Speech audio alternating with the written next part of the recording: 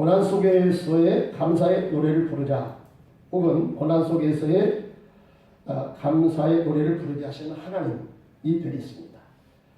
감사가 있는 곳에는 기쁨과 평안이 있고요, 건강이 넘치게 되고 또 행복의 문이 활짝 열려지게 되는 것입니다. 왜냐하면 감사를 잘하면 하나님 계신 천국 가는 지름길이 열려지기 때문입니다. 시편 100편의 96편에도 보면 감사로 하나님이 계신 궁정에 들어가서 그랬거든요. 여러분, 감사는요, 우리가 감사를 안 하면 천국에 들어가는 급행열차를 타는 거예요. 하나님 앞에 신속하게 나아갈 줄 믿습니다. 그분 안에는 영광이 충만하고 은혜가 충만하고 기쁨이 충만하고 감사가 충만하고 모든 것 다 그분 안에 있습니다. 그래서 우리가 그분에게 나아가는 것은 바로 뭐냐? 은혜의 보좌 앞에 나아간다고 그랬거든요. 은혜의 보좌 앞에 나아간다. 은혜의 보좌 앞에 나아가는 특권을 받은 사람들은 누구냐면 우리 그리스도인들인데, 이 그리스도인들이 물론 기도를 통해서도 은혜의 보좌 앞에 나아가지만, 여러분, 그 기도도 감사로 충만한 기도는 쉽게 하나님의 보좌 앞에 이르게 될 줄로 믿습니다. 반면에 감사 대신에 불평과 원망이 생기면 그때는 기쁨과 평안이 사라지고요, 행복과 건강도 자꾸 희미하게 되고 자꾸 일이 꼬이게 되고 결국에 불행과 멸망의 자리로 떨어지게 되는 것입니다. 그래서 하나님은 우리를 행복하게 하기를 원하십니다.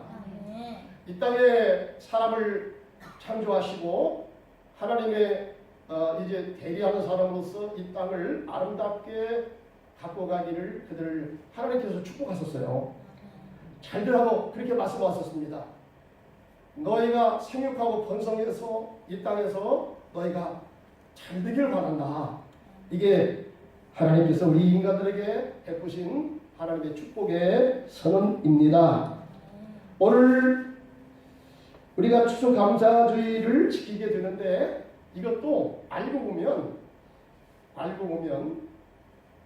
하나님께서 우리에게 복을 주시기를 원하시는 거예요. 신명기에 보면은 너희가 내 앞에 올 때 빈손으로 오지 마라. 하나님께 받은 것 중에서 너희가 은혜를 받아서 최고의 것을 하나님께 드려야 된다. 여러분, 이렇게 말씀했는데, 성경을 잘 알지 못하는 사람은 그것만 가지고 하나님도 돈을 좋아하시는구만, 그 시험이 든대, 그런 사람이 있거든요. 근데 알고 보면요, 그렇지 않습니다. 여러분, 하나님은 이렇게 말씀하십니다. 금도 내 것이고 은도 내 것이고 모든 것이 다 하나님 것이랍니다. 그런데 왜 우리 보고 거기 보면 하나님의 은혜를 따라서 너에게 베푸신 그 은혜를 너희가 생각하고 너희가 받은 것 중에서 사선적인 것 가지고 하지 말고 최고의 것을 가지고 최상으로 하나님께 영광을 올려드리라, 이렇게 왜 말씀했느냐.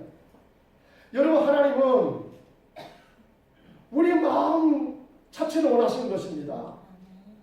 우리의 마음을 하나님께로 돌리고, 여러분, 그 마음을 통해서 하나님과 친밀한 교제를 나눌 뿐만 아니라 또 하나님께 우리가 감사함으로 나아가면 하나님께서는요, 부차적으로 여러 가지 더해 주시는 은혜를 통해서 감사가 충만한 사람에게 기쁨을 더해 주시고 능력을 더해 주시고 삶의 풍요를 더해 주시고 저들에게 건강을 더해 주시고 저들이 하는 일의 모든 일에 하나님께서 풍요로움으로 베풀어 주신 것입니다.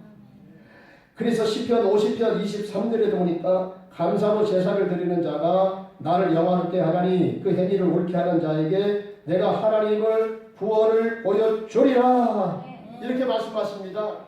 그러니까 여러분, 우리가 추수감사주일 이것을 하나님께서 우리 보고 지키라고 하는 것은 우리의 마음속에 하나님에 대해서 감사를 이렇게 드리고 감사로 예배를 드리고 또 그런 가운데 하나님께서 더 큰 복을 주시기 위함인 것입니다. 오늘 우리가 읽었던 본문의 말씀도 6절과 11절이 여기 아주 핵심이 여기에 있습니다. 이게 관전 포인트가 되겠습니다. 6절 말씀에 보면 우리가 환난을 당하는 것도 너희가 위로와 구원을 받게 하려는 것이요. 11절 우리 다 같이 다시 읽겠어요. 시작. 너희도 우리를 위하여 간구함으로 도우라. 이는 우리가 많은 사람의 기도로 얻은 은사로 말미암아 많은 사람이 우리를 위하여 감사하게 하려 함이라. 여러분, 하나님은요 특별히 우리 그리스도인들에게 하나님께서 이제 개입하사 우리의 삶 가운데 개입하사 우리의 인생을 감동을 주시고 나로 하여금 여러분 내가 있는 그 상황에서 감사의 노래를 부르고 감사의 간증거리를 가지고 살아가는 그런 복된 인생이 되기를 하나님께서 원하시는 것입니다. 오늘 복음 전도자 바울이 성도 섬기는 이 모든 일을 그가 하는 것은 그들이 위로받고 구원을 받으며 또한 하나님께 감사하는 자로 살아가기를 원해서 자기가 그와 같이 일을 한다고 말씀을 했습니다. 그런데 우리가 읽은 본문을 살펴보면 환난과 고난이라는 단어가 4절부터 12절까지 보면 8번이 등장해요. 그 다음에 위로라는 단어가 9번 등장합니다. 그리고 감사라는 말이 마지막 11절에 한 번 이렇게 기록됩니다. 자, 이것을 가지고 오늘 제가 전하고자 하는 말씀의 개요를 말씀드린다면 고난으로 가득 찬 우리의 삶에 위로자가 되시는 하나님이 개입하셔서 결국에 감사 이야기거리를 남기는 축복의 주인공이 되게 하신다는 것입니다. 여러분, 하나님이 우리의 삶 속에 하나님이 개입해서 특별히 고난당하는 사람 속에 하나님이 개입하사 하나님이 그들의 삶을 참으로 통해서 하나님의 영광에 부여하심을 하나님이 얼마나 우리를 사랑하시는다는 것을 저들의 삶을 통해서 깨닫게 하시고 이것을 간증으로 하게 해서 자기와 비슷한 삶을 살아가는 많은 사람들에게 감동을 주고 그들에게 힘을 주고 그들을 위로하고 그들을 격려하기를 원하신다는 것입니다. 여러분, 우리 예수 믿는 사람은요 하나님께서 감동적인 인생을 살아가기를 원하세요. 반드시 하나님께서 여러분 우리의 삶을 그렇게 인도하여 가실 줄 믿습니다. 이 사실을 눈치채고 깨닫고 여러분 믿음으로 하나님의 그 말씀을 우리가 읽고 묵상하고 기도하는 사람을 통해서 하나님은 지금도 그렇게 일하십니다. 그렇게 우리의 삶을 여러분 감동 넘치는 삶으로 간증거리 남기는 그런 삶으로 우리를 이끌어 가시는 것입니다. 이 세상 살아가는 사람은 누구든지 다 고난의 연속선상에서 우리가 힘들어하고 있습니다. 고난은 여러분 예수를 안 믿는 사람, 잘못을 범하는 사람에게만 고난이 오는 게 아니죠. 고난은 여러분 우리 예수 믿는 사람들에게도 고난이 옵니다. 인정하시죠? 시험 걱정 근심 연조 모든 괴로움 없는 자가 누구냐? 찬송가에 여러분 그 찬송이 있지 않습니까? 우리 모두에게 여러분 시험이 올 수 있고 걱정이 올 수 있고 고난이 내게 올 수 있다는 사실입니다. 여러분 성경상에서 많은 성경의 위인들이 우리가 생각할 때는 참 그들은 처음부터 남다른 하나님의 어떤 은혜를 받고 그렇게 믿음생활 잘 해가지고 걱정 하나도 없고 근심 염려 하나도 없이 그렇게 살아가는 사람들이 아닌가 이런 생각을 우리가 할 수가 있거든요. 근데 성경에 보면 여러분 하나님을 그렇게 잘 믿었던 여러분 욥 있지 않습니까? 이 욥이요 동방의 의인이라고 했어요. 그리고 자녀가 10명 있는데 10명이 있는 이 자녀의 생일이 돌아올 때마다 하나님께 감사 제사를 드린다. 왜 그러냐면 이 아이들이 행여나 하나님을 따라갈까 이것이 두려워서 여러분 자녀를 이름을 불러가면서 자녀 생일날에 항상 그들이 하나님의 이름을 부르고 하나님께 예배를 하는 그런 날로 지켰다. 하나님도 인정했습니다. 내 종 욥은 동방에서 가장 알아주는 그런 의인이다. 그렇게 하나님을 잘 믿는 사람이다. 그렇게 정직한 사람이다. 그런데요, 여러분, 욥의 가정에 시험이 들어왔습니다. 굉장한 고난이 찾아왔습니다. 물론 사탄에 의해서 여러분 이 악한 영들에 의해서 이렇게 되긴 했지만 어쨌든지 간에 하루아침에 하나님 이렇게 자기를 든 욥의 10자녀가 여러분 다 죽었습니다. 압사당했습니다. 큰 태풍이 불어올 때에 자기 형 집에서 놀다가 그 자녀들이 10명이 다 죽어버렸습니다. 뿐만 아니라 그렇게 목축업을 크게 했던 이 욥의 가정에 시험이 들어왔어. 사탄이 그 가정에 침투했어. 여러분, 이 재산이 도둑에게 의해서 다 약탈당했잖아요.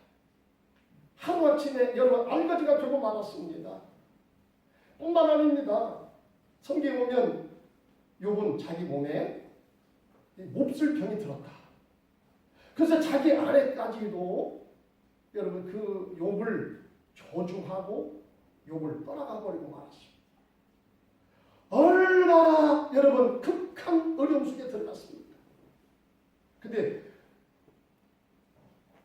욥이 신앙이 어땠다고요? 신앙이 현천했다고 말합니까? 신앙이 아주 신앙생활 잘했다고 말합니까? 신앙생활 잘했어요. 정말 흠이 없을 정도로 그렇게 잘했습니다. 그런 욥에게도 여러분 그런 시험과 어려움과 고난이 찾아왔다는 사실입니다.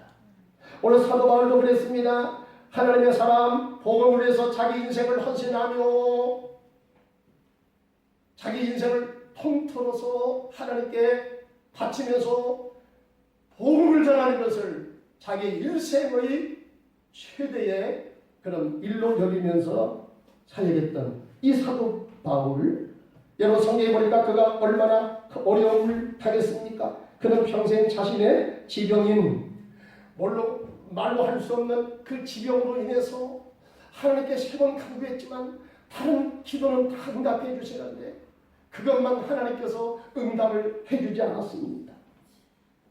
뿐만 아닙니다. 복음을 전하다가 그는 죽을 뻔한 위기 속에서 죽음의 공포 가운데 떨어야만 했던 때가 한두 번이 아니었습니다. 그런데 놀랍게도 하나님은 이런 고난 당하는 자의 삶에 하나님께서 임하셔서 그를 기적적으로 구원으로 인도하시고 감사가 넘치는 반전의 주인공이 되게 하셨다는 사실입니다. 오늘 6절 말씀 봅시다. 고린도후서 1장 6절 말씀에 보시면 자 우리 한번 다같이 다시 한번 읽겠습니다. 시작. 당하는 것도 너희 위로와 구원을 받게 하는 것이요 우리가 위로를 받는 것도 너희가 위로를 받게 하려는 것이니. 네, 그만합시다. 여러분 여기 보면 우리가 환난을 당하는 것 너희가 위로와 구원을 받게 하려는 것이다. 하나님은요 여러분 나의 힘들고 어려운 삶을 통해서 내 주변의 사람들이 여러분 그 모습을 보고서 하나님의 살아계신 것을 깨닫게 하고 그래서 처음에는 육신의 병을 고치려고 기도하다가 나중에는 사람이 영원히 사는 영생에 대해서 눈을 뜨게 하시고 천국에 대해서 소망을 갖게 하시고 그래서 예수 그리스도 영접하여 영생의 축복을 받게 하시는 이런 일도 있는 것입니다. 또 어떤 경우에는 그리하지 아니한다 할지라도 힘들고 어려운 삶 속에서 하나님께서 내가 원하는 대로 그 모든 것을 다 해결해 주지 않지만 그런 삶 가운데서 하나님이 개입하셔서 하나님의 은혜로 여러분 내 인생을 새롭게 만들어 주시고 고난당해서 만신창이 된 내 인생을 새로운 승리하는 인생으로 축복하는 인생으로 여러분 내 인생을 바꿔주신다는 사실입니다.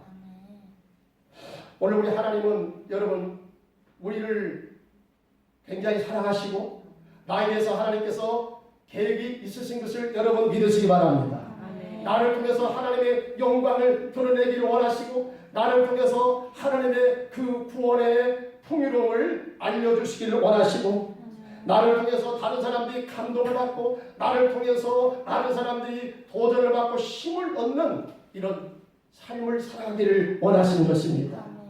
그러면 하나님께서 여러분 고난당하는 당신의 백성에게 어떻게 그들의 삶 속에 개입하사 그들을 승리로 이끌어 주십니까? 그들을 복 있는 인생으로 이끌어 주십니까? 여기 말씀에 보면 10절에 여기 말씀에 보시면요 10절 다같이 시작 그가 이같이 큰 사망에서 우리를 건지셨고 또 건지실 것이며 이후에도 건지시기를 그에게 바라노라. 아멘. 여러분 하나님께서 사도 바울 또 하나님을 잘 섬기는 사람들 큰 절망 큰 사망 이제 죽었다. 이제는 꼼짝없이 나는 죽었다. 여러분 이렇게 생각도 했는데 하나님께서요 그런 가운데 하나님이 임하셔서 그들을 기적적으로 하나님이 살려주셨다는 것입니다. 놀라운 일입니다. 여러분 사도 바울은 여기 말씀해 보니까 내가 아시아에서 죽을 뻔한 그런 상황 속에서 하나님이 나를 살리셔서 내게 새로운 생명을 주셨도다 이렇게 고백하고 있습니다. 이 말씀은 아무래도 사도행전 14장 19절에 나와 있듯이 루스드라에서 바울이 복음을 전할 때 있었던 그런 일을 여기서 말씀하는 것 같습니다. 여러분 루스드라에서 사도 바울이 제1차 세계 선교 여행 때 아시아 지금의 터키 쪽으로 갔습니다. 가서 복음을 전했습니다. 특별히 루스드라에 와서 복음을 전할 때 이제 나면서부터 한 번도 걷지 못한 안중뱅이가 바울이 말씀 듣는 중에 여러분 그 말씀의 은혜가 임해서 그 현장에서 안전뱅이가 뻘떡 일어났습니다. 많은 사람들이 깜짝 놀랐습니다. 그래서 수많은 사람들이 하나님은 과연 살아계신다 하면서 여러분 교회로 많이 몰려들었습니다. 이때 사도행전 14장 19절에 보니까 유대인들이 안디옥과 이고니온에서 와서 무리를 충동하니 그들이 돌로 바울을 쳐서 죽은 줄로 알고 시위로 끌어내치니라 이렇게 말씀합니다. 여러분 이 바울이 이와 같이 그 예수 그리스도의 생명의 복음을 전해서 많은 사람들이 구원받고 기적을 경험하고 많은 사람들이 죽기로 돌아오자 유대인들이 이 뭡니까 마음이 희생이 들어와가지고 굉장히 기분 나쁩니다. 속이 들것입니다. 그래서 이고니온에 의해서 여러분 많은 유대인들이 내려와서 바울을 핍박하고 오늘 성경에 보니까 돌을 들어서 바울을 때려서 다 죽게 만듭니다. 그러니까 여기 그들이 확인했어요. 바울이 이제 죽었다. 응? 바울을 돌로 쳐서 죽은 줄로 알고 그를 시위로 끌어냈다. 성 밖으로 내쳐버렸다는 거예요. 이제 죽었다는 거예요. 그런데요. 그들의 기대와는 다르게 여러분 그 상황 속에 하나님이 개입하신 줄 믿습니다. 아멘. 하나님이 역사하셨습니다. 아멘. 그래서 죽을 수밖에 없는 아니 죽었다라고 생각되는 사도 바울을 하나님께서 다시 기적적으로 살리십니다. 그를 하나님께서 일으켜 주십니다. 아멘. 그래서 바울은 또다시 참 지독해요. 또다시 그쪽으로 다시 자기가 복음을 전하고 교회를 세웠던 그곳으로 다시 돌아갑니다. 돌아가서 사람들에게 익혀바랍니다. 여러분, 우리가 천국에 들어가려면 많은 환난을 통과해야 됩니다. 때문에 낙심하지 마십시오. 잠시 잠깐이면 오실 이가 오십니다. 우리는 이 땅의 삶이 결코 영원이 아닙니다. 우리가 들어가서 영원히 살 것은 바로 하나님 나라입니다. 여러분 기대하십시오. 여러분의 믿음을 약화시키지 마십시오. 실망하지 마십시오. 주님이 여러분과 함께 하십니다. 그래서 성도들을 위로하고 격려하고 그들을 붙잡아 줬다는 것이, 여기다 보니까 여러분 어떤 때 하나님께서요 이와 같이 내가 죽을 수밖에 없는 상황 가운데 있을 때 어떤 사람도 도와줄 수가 없어. 세상에 그 무엇 가지고도 여러분 이 어려움 당하는 오늘 이 현실의 내 아픔을, 이 고난을 해결될 수 없어. 그럴 때 여러분 하나님이 개입하십니다. 세상 병원에서도 여러분 불가능이다 사망 선고를 내린 것도 하나님이 개입하십니다. 하나님이 거기에 역사하시면 죽을 자가 다시 살아나는 역사가 일어날 줄로 믿습니다.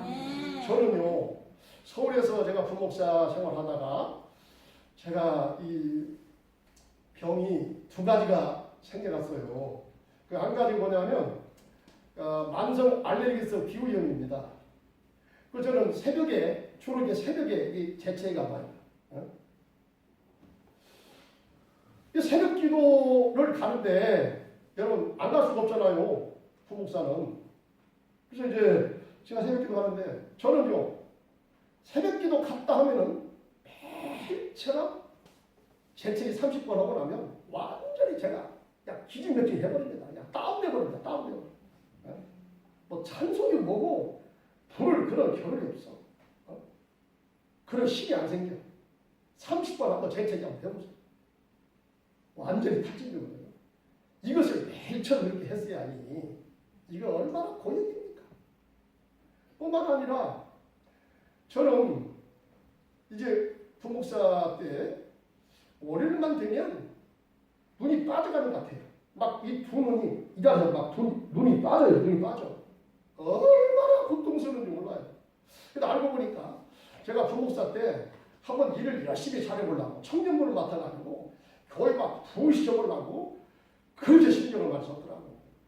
그러니까 여러분 나도 모르게 그것이 신경 쓰고 와가지고 이게 눈에 이게 그 영향을 미친 거예요.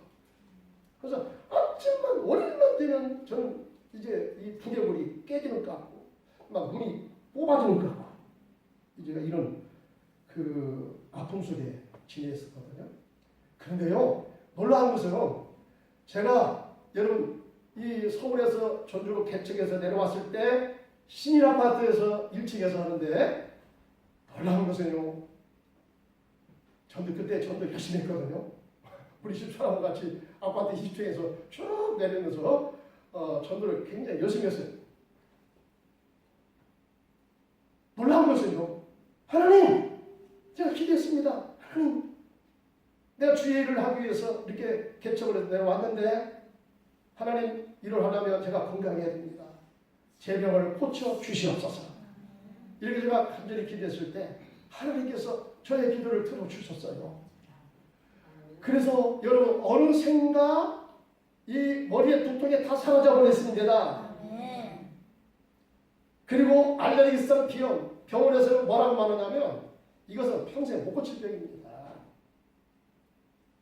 그러니 아플 때마다 병원에 와서 그때마다 치료를 받으셔야 됩니다. 제가 그렇게 했거든요.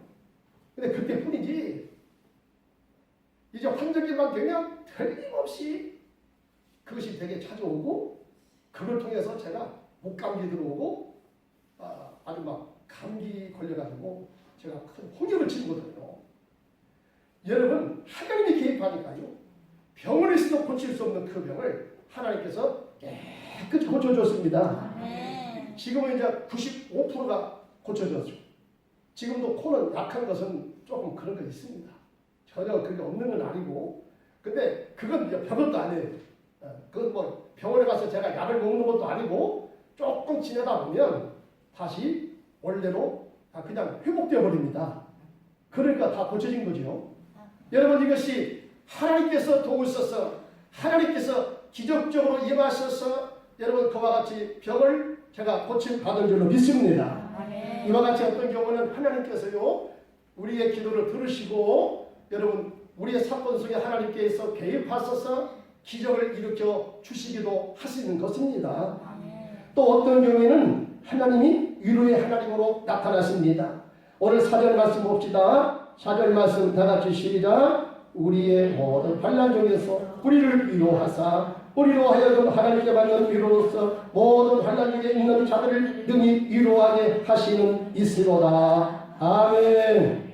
여러분 어떤 경우는 어려움을 당한 그 문제를 이제 직접적으로 고쳐 주시기도 하지만 또 이와 같이 어떤 경우에는 하나님께서요 그 문제를 직접적으로 해결해 주지 않습니다. 그런 경우 있어요. 그리고 하나님께서 여러분 기도하는 가운데 또 하나님을 신뢰하는 가운데 말씀이 있는 가운데 하나님께서 말씀으로 성령으로 말씀을 들려주시고 말씀을 깨닫게 하시고 말씀 속에 하나님 임하셔서 나의 영혼을 만져주시고 나를 위로해 주시고 나를 격려해 주시고 나를 세워주시기도 하시는 것입니다. 이사야 51장 3절 12절에 보니까 나 여호와가 시온의 모든 황폐한 것들을 위로하여 그 사막을 에덴 같고 그 광야를 여호와의 동산 같게 하였나니 그 가운데 기뻐함과 즐거움과 감사함과 찬송하는 소리가 있으리라. 12절 말씀 다 같이 여기 프로젝트에 띄워줄 테니까 다 같이 시작. 이르시되 너희를 위로하는 자는 나 곧 나이니라. 너는 어떠한 자에게 죽을 사람을 두려워하며 불같이 될 사람의 아들을 두려워하느냐. 여러분 이 당시에 여러분 그 유대 민족들은 바벨론지 포로로 끌려간 그런 운명에 처해 있습니다. 얼마나 절망적인지 모릅니다. 아무리 그때는 기도해도 하나님께서 들으시지도 않습니다. 하나님의 고개를 돌렸다고 했습니다. 왜? 그렇게 하나님께서 선지자를 통해서 말씀을 통해서 깨닫게 하시고 돌아오라 지금이라도 회개하고 돌아오라 했지만 그들이 들은 신용도 하지 않습니다. 계속적으로 나를 범합니다. 이때 하나님께서 드디어 매를 들었습니다. 당신의 백성들에게 하나님이 매를 들어서 그들을 때렸습니다. 어떻게 때립니까? 바벨론 포로로 끌려가게 만듭니다. 70년 바벨론 포로로 끌려가요. 여러분 성경에 보니까 그때 예루살렘은 너무나 처참했습니다. 성이 다 황폐가 되었습니다. 성전도 불타버렸습니다. 많은 사람들이 포로로 끌려갑니다. 인권을 유린당합니다. 죽임을 당합니다. 어디다 하소연도 못합니다. 너무나 절망적입니다. 이제는 나라도 다 뺏겼다. 그 포로로 끌려가서 여러분 그들은 너무 절망적이요. 특별히 그들이 고민 가운데 빠진 것은 자 그러면 다윗을 통해서 약속하신 너희를 통해서 하나님 나라가 세워지리라 영원한 나라가 세워지리라 했는데 그 나라는 어떻게 되었냐는 거예요. 그 나라는 여러분 다 망해져 버렸습니다. 그러면 하나님의 약속이 어디 갔습니까? 이걸 생각하니까 이게 영적으로 혼란이 와버렸습니다. 큰 혼란이 왔습니다. 그들의 신앙이 흔들려 버립니다. 이때 하나님께서 선지자를 통해서 주시는 말씀입니다. 그 말씀이 뭡니까? 너희들이 황폐한 너희의 이 예루살렘은 하나님께서 사막 같은 예루살렘을 에덴 같게 하겠고 그 광야를 여호와의 동산 같게 하였나니 그 가운데서 기뻐함과 즐거움과 감사함과 찬송 소리가 다시 들려지리라. 아멘. 그렇기 때문에 너희들 사람을 두려워하지 마라. 지금 당장 너희들이 원하는 대로 되지 않았다고 해가지고 이 사람 저 사람 찾아다니면서 사람의 도움을 받을 것이 아니라 하나님을 바라보아라. 하나님을 의식하라. 하나님을 두려워하라. 이 모든 것은 다 하나님께로부터 왔으니 너희가 시선을 들어서 주 여호와 하나님을 바라보라는 것입니다.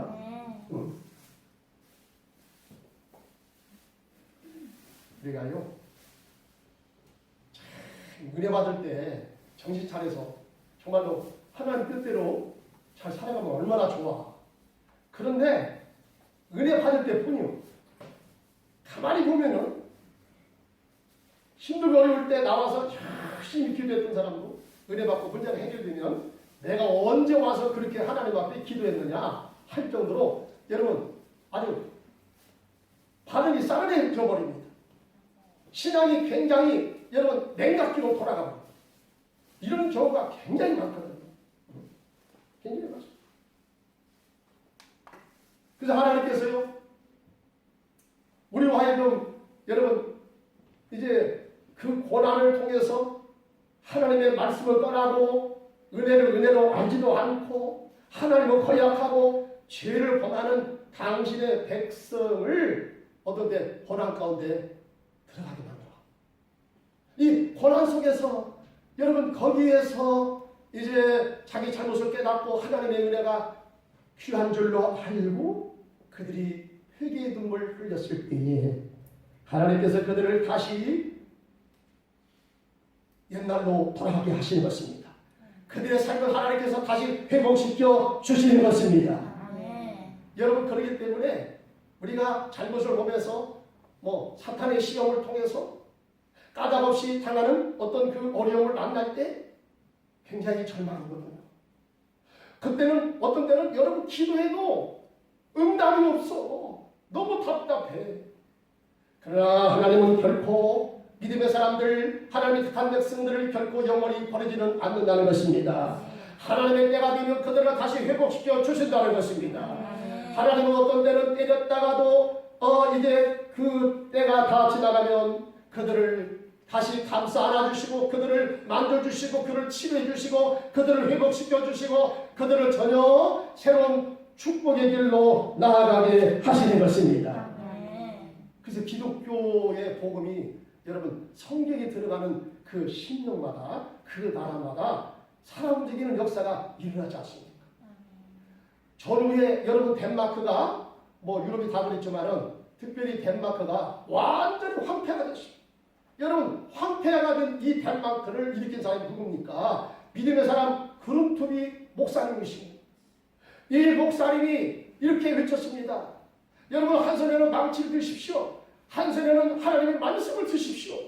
하나님이 우리와 함께 하십니다. 반드시 잘 됩니다. 나는 하나님께부터 그런 지시를 받았습니다. 열심히 하나님 말씀을 선포했습니다. 여러분 어떻게 되었습니까? 덴마크가 전후에 그런 황폐화된 그런 상황을 다 딛고서 선진국으로 발돋움하는 놀라운 역사가 일어났던 것입니다. 지금도 마찬가지입니다. 여러분 우리가 힘들고 어려울 때 어떤 때 하나님께서 말씀으로 우리에게 다가오십니다. 말씀을 통해서 하나님이 우리를 위로해 주십니다. 나를 만져주십니다. 현재 네가 어려움을 당하고 있지만 내 장래는 반드시 복이 있겠고 내가 너를 소망으로 이끌어 주리라. 예레미야 29장 11절 말씀. 너희의 장래를 내가 재앙을 주려는 것이 아니라 너희의 장래에 소망이 있겠다고 말씀합니다. 여러분 하나님은 반드시 우리 믿음의 사람을 반드시 이 땅에 다시 세우십니다. 다시 우리에게 복 주시길 원하십니다. 우리 인생을 감동적인 인생으로 다시 우리를 만들어 주십니다. 여기 말씀에 보니까 예수 그리스도의 고난에도 참여하게 하시고 또한 그리스도의 위로도 받게 하심으로써 여러분 고난당하는 성도를 하나님이 도우신다고 그렇게 말씀합니다. 5절 말씀해 봅시다. 5절 말씀 다 같이 시작. 그리스도의 고난이 우리에게 넘치는 것 같이 우리가 받는 위로도 그리스도로 말미암아 넘치는 거다. 아멘. 이 본문에서 그리스도의 고난이란 우리의 속죄를 위해서 십자가에서 당하신 고난을 말합니다. 이때 고난은 여러분 이때 주님께서 당하신 고난은요 주님이 어쩌면 그런 고난을 당하실 수 있습니다. 완전히 이건 바보예요. 바보. 자기를 떠나갔습니다. 하나님을 배신했습니다. 하나님과 원수처럼 되었습니다. 그런 인간이 뭐가 좋다고 그런 인간을 살리기 위해서 이 땅에 내려오셔서 모진 고난을 다 갖추고 여러분 십자가에서 매달려 비참하게 여러분 인간들에 의해서 그 조롱을 받으시고 창을 찔림을 받으시고 양손에 양반의 옷을 벗기시고 유혈이 당장 가운데 피 흘리면서 그렇게 주님께서 비참하게 죽으신 것입니다. 이것은 바로 뭐 때문입니까? 바로 나를 살리시기 위해서, 내 죄를 용서하시기 위해서 여러분 주님이 그렇게 하셨다는 것입니다. 사도 바울은 이 사랑을 깨닫습니다. 주님의 십자가의 이 신실한 사랑을 그가 깨달았습니다. 그래서 고린도후서 5장 14절에 보니까 그리스도의 사랑이 나를 강권하신다 이렇게 말씀합니다. 여러분 사도 바울도 주님이 일하다가 얼마나 힘들고 얼마나 어려움을 많이 당했는지 모릅니다. 그러나 바울이 그와 같은 상황 속에서도 결코 물러가지 않고 자기 인생을 통틀어서 주를 위해서 헌신하며 매를 맞으며 감옥에 갇히며 죽을 뻔한 위기 속에서도 포기하지 않고 끝까지 영혼 사랑하고 그들을 구원으로 인도한 것은 바로 무엇 때문이냐? 그리스도의 사랑이 자기를 이끌어 가셨다는 것입니다. 누가 억지로 해서 그런 게 아니에요. 누가 시켜서 그런 게 아니에요. 그리스도의 십자가의 사랑이 성령으로 여러분 사도 바울의 마음을 감동하시니 이 사랑 앞에 그가 눈물을 흘렸고 이 사랑의 진정성을 깨달은 다음에 그는 일평생을 바쳐서 주를 위해서 살아가는 하나님의 종이 될 수가 있었다는 사실입니다. 우리가 성령으로 주님의 십자가의 사랑을 깨달으면 여러분 이것이 우리의 삶을 감동으로 인도할 줄 믿습니다. 이 사랑으로 하면 어떠한 어려움도 너끈히 통과하게 되는 강력한 영적인 동력이 될 줄로 믿습니다. 이 사랑은 이 세상에 그 어떤 것도 끊어놓을 수 없는 예수 그리스도의 십자가의 사랑이라고 말씀했습니다. 여러분 이 사랑이 성령으로 내 마음속에 임했을 때 우리는 어떠한 시련과 어떠한 어려움 속에 들어가도 여러분 그 상황을 우리가 다 이기고 사랑으로 승리하게 될 줄로 믿습니다.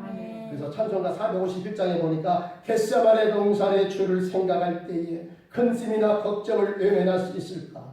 빌라도의 뜰에선 주를 생각할 때에 수치림과 아픈 것 못 견딜 수 있을까? 여러분 이 사랑이 내 마음속에 확 닿게 되면 우리가 주를 위해서 살다가 수치를 당하고 멸시를 당하고 어려운 가운데 들어간다 할지라도 결코 여러분 물러가지 않습니다. 포기하지 않습니다. 왜?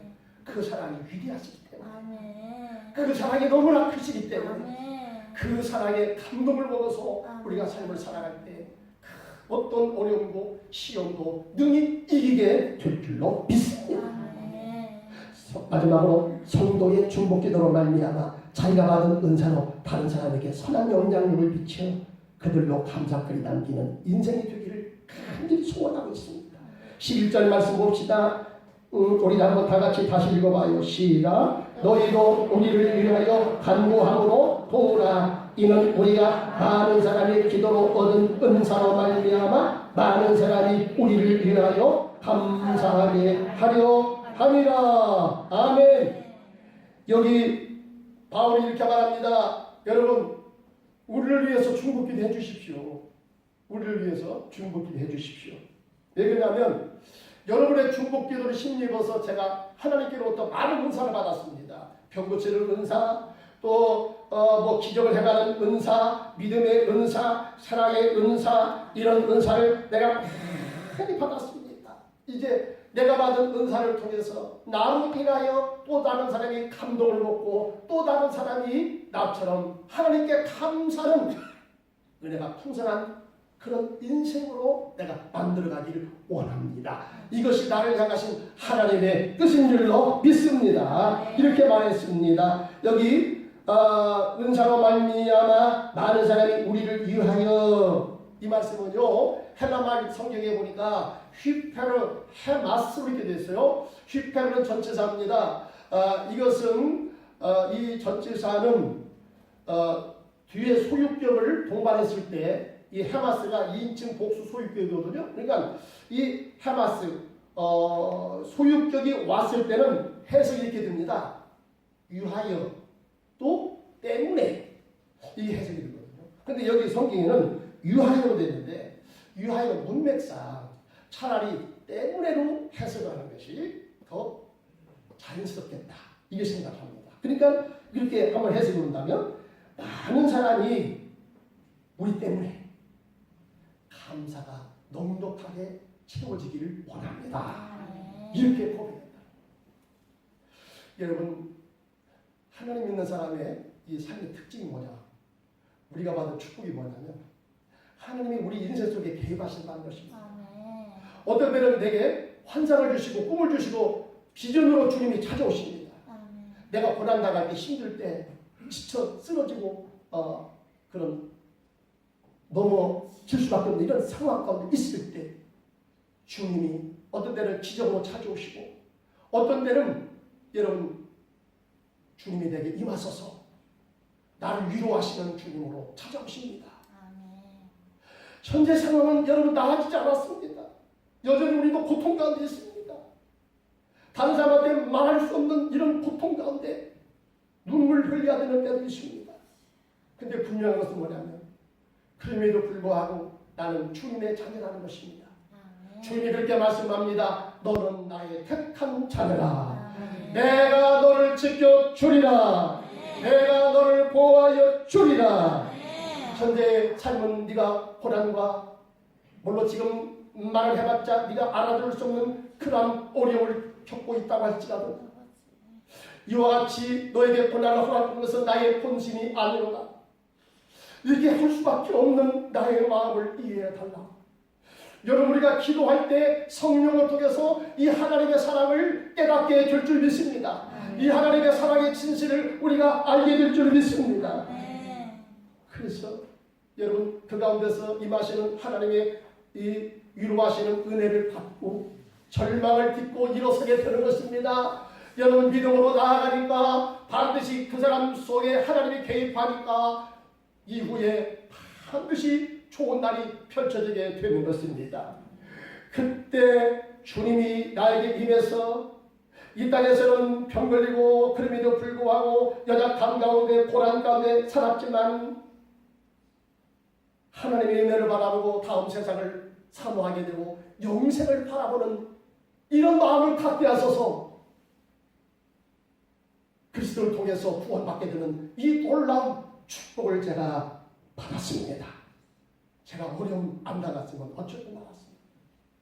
제가 그때 고난 안 나가고 세상에서 잘 나가 계속적으로 잘 나갔을 때 내가 하나님을 믿었겠습니까? 아닙니다. 그런데 고난을 통해서 나의 한계를 깨닫게 만들었고 고난을 통해서 하나님의 사랑을 알려주셨고 하나님의 진실한 것을 깨닫게 해주셨고 천국을 소망하게 해주셨고 장래에 잘된 나라로 하는 소망의 약속을 말씀을 통해서 성령을 통해서 내게 들려주셨고 이 은혜를 통해서 내 인생을 이끌어 가서 결국에는 여러분 나로 하여금 하나님의 영광을 찬미하고 하나님의 위대하심을 선포하는 그런 축복의 주인공으로 내 인생을 바꾸어 주신다는 것입니다. 여러분 우리 예수 믿는 사람의 삶은 이렇게 신나는 거예요. 현재 내가 고난을 당한다고 했을 때 낙심하지 마십시오. 절망하지 마십시오. 포기하지 마십시오. 왜? 하나님이 아직도 나를 붙잡고 있으니까. 주님이 말씀합니다. 너가 현재 당하는 이 어려움과 재앙은 나의 본심이 아니로다. 이걸 통해서 너로 하여금 깨닫게 하고 너로 하여금 은혜의 사람으로 세우고 너로 하여금 하나님의 은혜를 받고 감동적인 인생을 만들어 너로 하여금 많은 사람에게 도전을 주고 희망을 주는 사람으로 세우기를 원한다. 이렇게 주님이 말씀합니다. 마지막으로 이 말씀만 드리고 마치겠습니다. 한국교회 복음주의 사인방이라고 하는 이동원 목사님이 계십니다. 복음주의 사인방은 사랑의 교회 담임하셨던 옥하는 목사님 또 온누리교회 하용조 목사님 두 분은 다 돌아가셨습니다. 그리고 이제 남은 분은 남서울은혜교회 하셨던 담임하셨던 홍정일 목사님하고 그 다음에 이동원 목사님이 나왔습니다. 이동원 목사님은 지구촌 침례교육을 하셨고요.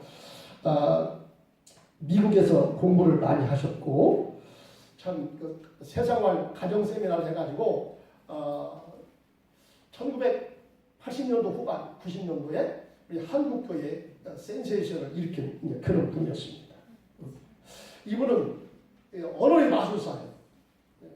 물론 삶도 훌륭하지만 그분의 이 스피치가요, 다른 사람 이게 말하지 못하는 그런 싱싱한 풋풋한 단어를 많이 사용해가지고 많은 젊은이들이 모여들었거든요. 저도 제가 그 신학교 가서 개척교회 상계대회 갔을 때 우리 목사님한테 말씀드려가지고 이동호 목사님한테 가서 배우고 싶어가지고 제가 2년 동안 주일날 공부하고 3일간 예배를 가서 열심히 드렸어요. 그렇기 때문에 이동호 목사님은 제가 남다른 저의 그 애정을 좀 제가 가지고 있어요. 아주 훌륭한 목사님으로 제가 지금까지 그렇게 알고 있습니다. 근데 이동호 목사님의 자녀 가운데 그 아들이 황희 범이가 있거든요. 근데 이 두 번째 이 범이가 이번에 그 43살의 나이로 암 투병을 하다가 죽었습니다. 근데 이 아들이 한동대학교 졸업하고 미국에 가서 이제 국제변호사가 되었고, 국제변호사를 열심히 하다가 이 43살에 여러분 세상을 떠나가니 이 부모의 마음이 어떻겠습니까? 너무 절망. 그래서 이제 비행기 타고 날아가서 그 아들의 장례식을 천국 환송 예배로 드리는데, 그때 목사님이 말씀했던 감사의 메시지, 이것이 신문에 나와 있더라고요. 뭐라고 되냐면, 첫째, 아들이 지독한 암의 통증에서 해방돼 영광의 나라 천국에 입성하는 것을 감사합니다. 둘째, 아들의 고통을 통해 예수님을 내어주신 하나님 아버지의 고통을 알게 해주신 것도 감사합니다. 셋째, 아들의 암 투병을 통해 수많은 암 환자들의 고통, 그리고 자식을 먼저 떠나보낸 수많은 부모들의 고통과 연대하여 그들에게 위로의 메신저가 되게 하심도 감사합니다. 넷째, 마지막으로 아들이 먼저 간 천국을 바라보고 그 나라가 더욱더 가까이 오게 됨을 소망할 수 있어서 감사합니다. 이렇게 감사의 메시지를 선포하고 목사님이 한없이 울더라고요. 자기도 다 이해가 안 된대요. 이해가 안 되지만은 분명한 것은 뭐냐면 하나님이 여전히 나를 사랑하고 있다는 것이고, 그 다음에 이런 시련과 고난을 통해서 내가 감당할 수 있을 만큼 되니까 내가 이런 시련을 통해서 또다시 수많은 사람들이 그런 비슷한 고통과 절망 속에 살아가는 사람들에게 자네가 위로의 메신저가 되기 위해서 하나님께서 이런 고통을 저에게 허락하셨군요 하면서 목사님이 눈물을 흘리시더라고. 여러분, 하나님은 결코 우리를 외면하지는 않습니다. 어떤 경우는 하나님께서 순교의 제물로 받아주시기도 하고요. 어떤 경우는 하나님이 기적을 일으켜 주시기도 하고요. 어떤 경우는 지금 내가 다 할 수 없지만은 이런 고난을 통해서 나를 하여금 깨닫게 하시고 하나님의 사랑을 깨닫게 하시고 영생 천국을 바라보게 하시고 어떻게 인생을 살아야 될 것인가를 그런 고난을 통해서 나를 알려주시고 진리의 길을 걷게 하시고, 여러분 그 상황 속에서 내가 넘어질 수밖에 없고 내가 포기할 수밖에 없지만 주님의 은혜가 임해서 주님의 위로하심이 임해서 그 상황 속에서 나를 단련시키고 나를 새롭게 하소서. 나의 삶을 통해서 많은 사람들이 감동을 받고 위로를 받고 소망을 얻게 하기 위해서 오늘 주님께서 일시적으로 나에게 그런 고난을 허락할 수도 있다는 사실입니다. 사랑하는 성도님 여러분, 하나님은 우리의 살아가는 인생을 통해서 나를 감동적이고 은혜의 감동거리를 남기는 그런 위대한 인생을 살아가게 하실 줄 믿습니다. 할렐루야. 하나님 아버지 감사합니다.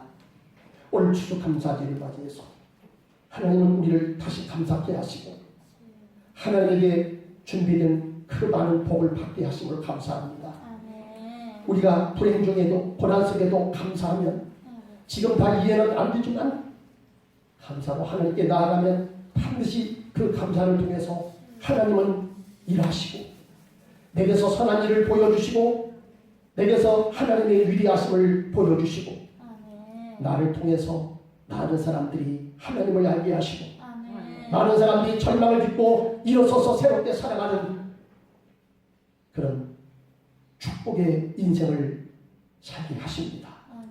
하나님 아버지 때문에 어떤 때 하나님께서 허락하시는 고난도 달리 받겠습니다. 아버지. 이 고난을 통해서 하나님이 일하시고 하나님의 위대하심을 하나님의 구원을 우리에게 보여주시고 깨닫게 하시고 나를 통해서 많은 사람을 주께로 인도하시기 위한 하나님의 뜻이 거기에 있는 줄 믿습니다. 아멘. 이 감사절을 맞이해서 감사가 아버지 넘치게 하여 주옵소서. 우리 주 예수님의 이름으로 기도합니다. 아멘.